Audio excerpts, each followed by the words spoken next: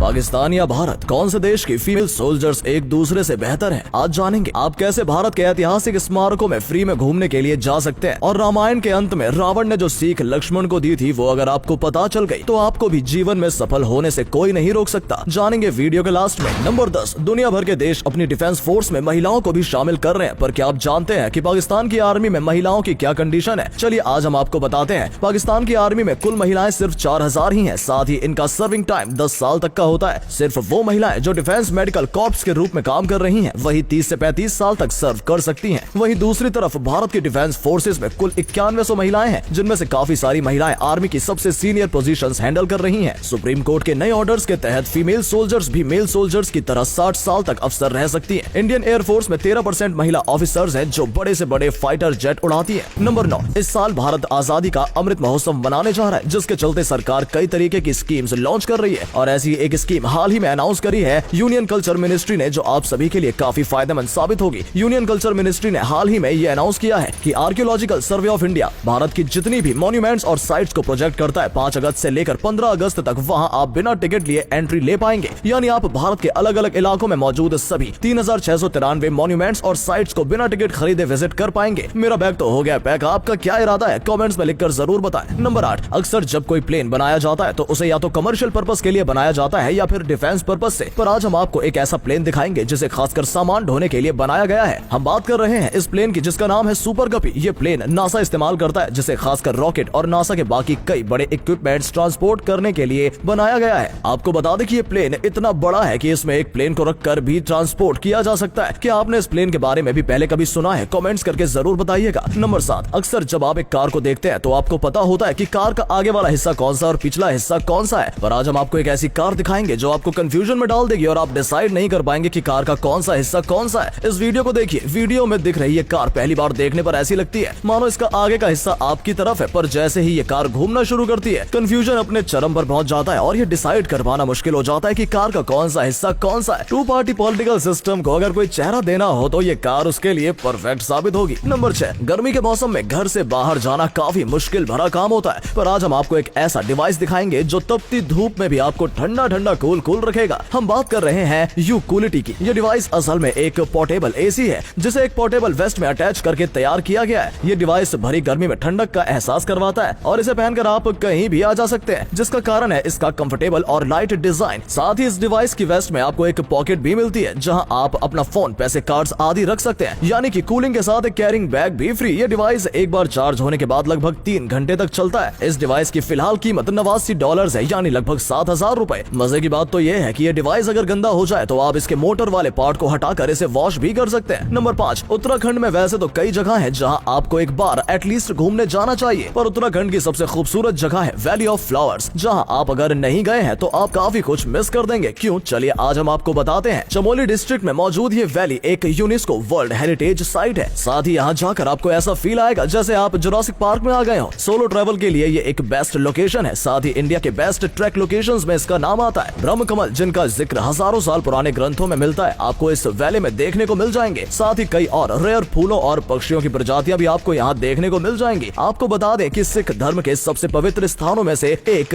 हेमकुंड साहिब गुरुद्वारा भी इसी वैली में मौजूद है। अगर आप फोटोग्राफी का शौक रखते हैं तो ये जगह आपकी विश लिस्ट में टॉप पर होनी चाहिए। नंबर 4, एंटार्कटिका दुनिया का एक ऐसा जमीन का टुकड़ा है जहाँ कोई नहीं रहता और न ही किसी देश का उस पर कब्जा है, जिसका कारण आप सभी जानते हैं। पर एंटार्कटिका हमेशा से ऐसा नहीं था, तो फिर कैसा था एंटार्कटिका? चलिए आज हम आपको दिखाते हैं। हाल ही में कुछ वैज्ञानिकों ने एंटार्कटिका के समुद्र तल में मौजूद कुछ मलबे को इकट्ठा किया और इसकी टेस्टिंग की, तो पता चला कि एंटार्कटिका आज से लगभग 90 मिलियन साल पहले कुछ इस तरीके से हरा भरा हुआ करता था। वैज्ञानिकों का कहना है कि एंटार्कटिका 90 मिलियन सालों में ऐसा हो गया जिस पर अब रहना तो दूर, रहने का सोचना भी घातक साबित हो सकता है और जल्द ही वो इसके पीछे का कारण ढूंढ लेंगे। नंबर 3, अक्सर आपने देखा होगा कि कई लोग ऐसे होते हैं जिनमें काफी कैपेबिलिटी होती है कुछ बड़ा करने की, जो सबको दिखाई देती है बस उन्हें छोड़कर, पर आखिरकार ऐसा क्यों होता है? चलिए आज हम आपको एक एग्जांपल से समझाते हैं। फ्लिया नाम का ये कीड़ा एक बार में 13 से 16 फीट ऊंची छलांग लगा सकता है, पर अगर उसे एक डब्बे में बंद कर दिया जाए तो उसके पास जंप लगाने के लिए सिर्फ 1 फीट की जगह बचती है, जिसमें वो बार बार जंप लगाता है। कुछ टाइम बाद जब आप इस डब्बे को खोलोगे तो वो फ्लिया फिर कभी 13 से 16 फीट की छलांग नहीं लगा पाएगा और जिंदगी भर 1 फीट छलांग लगाएगा। इससे समझ आता है कि सारा खेल कंडीशनिंग का है। आप अपनी लिमिट्स को जितना पुश करेंगे आप उतनी ही अपनी कैपेबिलिटीज को बढ़ा पाएंगे, यानी आपकी लाइफ कैसी होगी ये सिर्फ आप डिसाइड कर सकते हैं, जिसके लिए आपको अपनी पुरानी कंडीशनिंग से बाहर आना होगा। और अगले फैक्ट पर जाने से पहले इस फोटो को ध्यान से देखकर बताओ कि आपको कौन सा क्रिकेटर दिख रहा है। इससे पता चलेगा कि आपकी आंखें और आपका दिमाग कितना तेज है। आपको मिलते हैं 3 सेकेंड।